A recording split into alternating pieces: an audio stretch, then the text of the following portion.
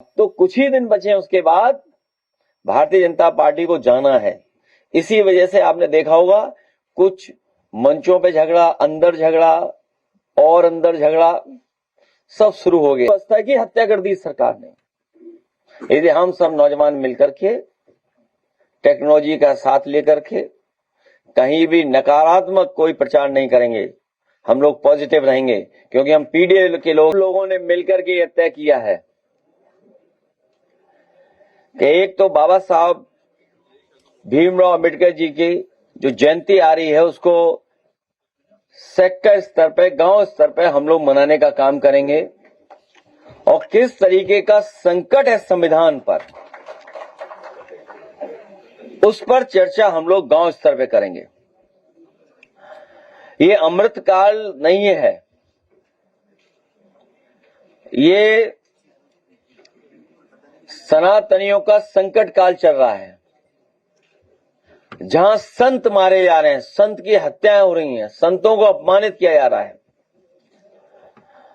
हम सब वो समाजवादी लोग हैं जो बाबा साहेब भीमराव अंबेडकर जी के दिए हुए संविधान, डॉक्टर राममनोहर लोहिया जी के जो दिखाया हुआ रास्ता और नेताजी ने जो हम सब लोगों को समाजवादी विचारधारा विरासत में दी है, उस पे चल करके समाज को नई दिशा देना चाहते हैं।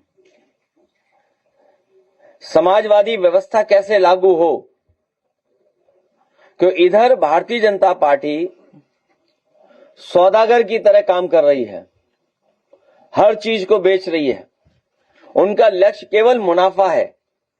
और जो महंगाई हमें और आपको देखने को मिल रही है वो उनके भ्रष्टाचार की वजह से है। भ्रष्टाचार के साथ साथ जो वो मुनाफा कमाने दे रहे हैं ज्यादा, उसकी वजह से बड़े पैमाने पर महंगाई बढ़ती चली जा रही है। जहां बेरोजगारी है और पढ़े लिखे नौजवानों को नौकरी और रोजगार उनके हाथ में नहीं है, वहीं बड़े बड़े सपने दिखाए जा रहे थे निवेश के। अब तो निवेश भी इन्हें बताना पड़ेगा कि निवेश कितना किया है, उससे कितनी नौकरी और रोजगार मिले हैं। उसका जवाब कहीं आता नहीं सरकार की तरफ से। ये संविधान से चलने वाले लोग नहीं हैं, ये मन विधान से चलने वाले लोग हैं। हम लोग लोकतंत्र को मजबूत करना चाहते हैं, ये लोग एक तंत्र लाना चाहते हैं। संविधान जहां हमारा रक्षक है, संविधान हमारी बुनियाद है, उसी बुनियाद को ये संस्थाओं के माध्यम से हिलाना चाहते हैं, उसको कमजोर करना चाहते हैं। हम सब मिलकर के, पीडीए के लोग एकजुट होकर के हर स्तर पे जो पीड़ित है, दुखी है और जो अपमानित हो रहे हैं, उनको साथ ला करके जिस तरीके से 2024 में भारतीय जनता पार्टी का मुकाबला कर करके उन्हें हराया था, आने वाले समय में 2027 में बूथ स्तर पे काम कर करके भारतीय जनता पार्टी को हरा करके उन्हें समाजवादी सरकार उत्तर प्रदेश में बनाने का काम करेंगे। और एक बार फिर विकास की गति दे करके उत्तर प्रदेश को विकास के रास्ते पे लाने का काम करेंगे। ये लोग जो जापान घूम आए, वहां से भी कुछ नहीं सीखा। कम से कम जापान देख करके आंखें तो खुल जाती सरकार की। लगता यह कि जापान देखने के बाद आंखें बंद हो गई हैं। वनस्पति हर जगह पकड़ी जा रही है। लगता तो यह है कि वनस्पति का रिसर्च सेंटर न खुल जाए यूपी में। असल में है कि असर से है चीजें। तो क्यूटो का हाल हमने आपने देखा ही है। क्यूटो में किस तरीके से गोली चली है।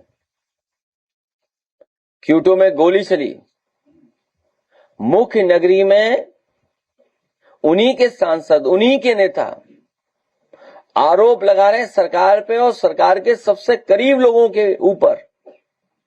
और यहां तक कहा कि अगर न्याय नहीं मिलेगा तो डैश डैश डैश सरकार का कर देंगे, क्योंकि वो कहना ठीक नहीं है आज के जमाने में।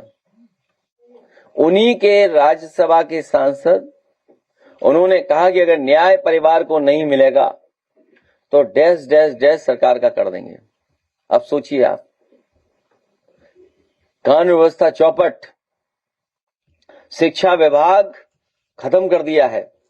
प्राइमरी एजुकेशन में कोई पढ़ाई नहीं हो रही है और सबसे गरीब परिवार के बच्चे पढ़ने जा रहे हैं, उस व्यवस्था को भी इन्होंने खत्म कर दिया, स्कूल बंद कर दिए। जो हमारे इंटरमीडिएट स्कूल्स हैं उनको बर्बाद कर दिया। स्वास्थ्य का हाल तो हम लोग देख ही रहे हैं, एम्बुलेंस में लोगों की जान जा रही है, गलत ऑपरेशन हो रहे हैं, गलत लोगों को ऑपरेशन थिएटर में ले जा रहे हैं, जो जिंदा है उन्हें जहां पर मुर्दा घर होता है वहां ले जा रहे हैं। और अब तो हद पार हो गई, जानवर को जो सिरिंज लगती इंजेक्शन, बताइए वो हमारे और आपके लिए, आदमी के लिए खरीद ली है। इससे बड़ा नेग्लिजेंस मेडिकल क्षेत्र में क्या हो सकता है। स्वास्थ्य विभाग ही वेंटिलेटर पे है और कानून व्यवस्था की हत्या कर दी सरकार ने। यदि हम सब नौजवान मिलकर के टेक्नोलॉजी का साथ लेकर के कहीं भी नकारात्मक कोई प्रचार नहीं करेंगे, हम लोग पॉजिटिव रहेंगे, क्योंकि हम पीडीए के लोग हैं, तो प्रोग्रेसिव और पॉजिटिव रह करके आगे बढ़ने का काम करेंगे। वो नकारात्मक लोग हैं, निगेटिविटी है उनके अंदर, और इतनी निगेटिविटी भरी है कि उनके चेहरे पे आने लगी अब तो। और अब तो सरकार के दिन नहीं बचे हैं, अब तो कुछ ही दिन बचे हैं, उसके बाद भारतीय जनता पार्टी को जाना है। इसी वजह से आपने देखा होगा कुछ मंचों पे झगड़ा, अंदर झगड़ा और अंदर झगड़ा सब शुरू हो गया है। इसलिए मैं अपने कैडर और संगठन के लोगों से कहूंगा कि समाजवादी विचारधारा को मजबूत बनाएं, साथ मिलकर के हम लोग इनका मुकाबला करेंगे।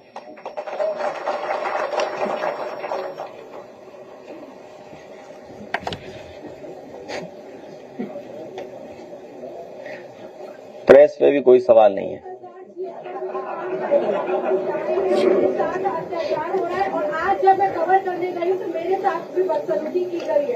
वो इसलिए की गई होगी क्योंकि उन्हें लगा होगा कि आप कहीं कर्मचारी तो नहीं है,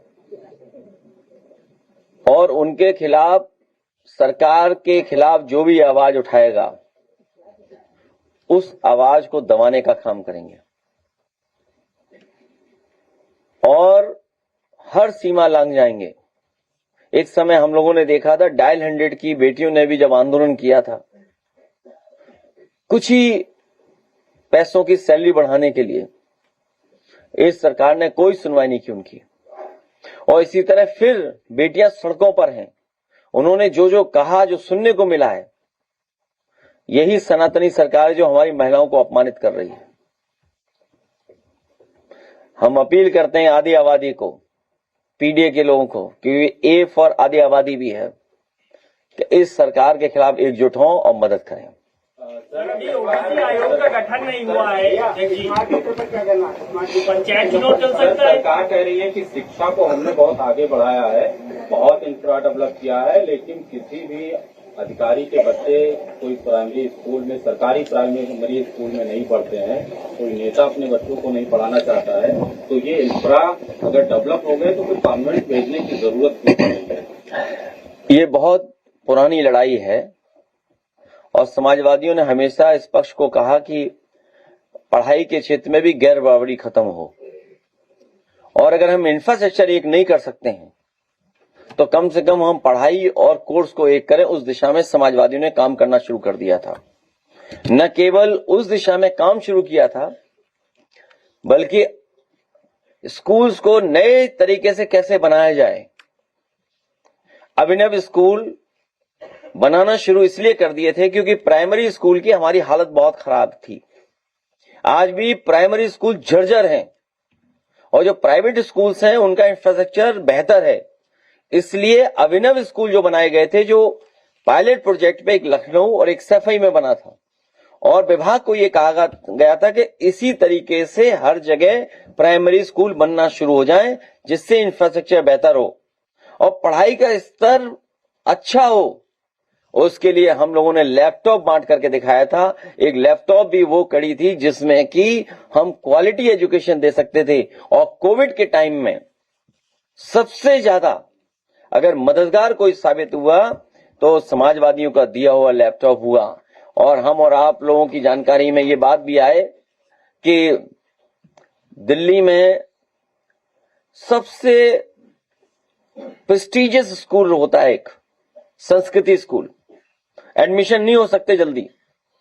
समाजवादी सरकार में इसी लखनऊ में संस्कृति स्कूल बनाया गया और इसी सरकार ने उसको हालत खराब कर दी। ये शिक्षा को नहीं बढ़ाना चाहते हैं, शिक्षित नहीं करना चाहते समाज, क्योंकि ये रूढ़िवादी रखना चाहते हैं लोगों को जागरूक नहीं करना चाहते हैं। जब पढ़े लिखे होंगे लोग तो सही क्या है गलत क्या है उसमें अंतर करेंगे, सवाल करेंगे सरकार पर। ये सरकार सवाल नहीं सुनना चाहती है, इसीलिए पढ़ाना नहीं चाहती है। जब पढ़े लिखे लोग होंगे, हम जागरूक होंगे तो सरकार से सवाल करेंगे। ये हमें आपको अंधविश्वास और रूढ़िवादी व्यवस्था में उलझाना और फंसाना चाहते हैं, इसीलिए शिक्षा का विभाग इन्होंने चौपट कर दिया। और फिर मुख्यमंत्री से क्या उम्मीद करोगे आप? बुलेट ट्रेन जैसी 500 किलोमीटर की रफ्तार पर पहुंची, उन्होंने ताली बजाना शुरू कर दी और फिर स्पीड को दिखाना भूल गए कि किस उंगली से दिखाया जाता है।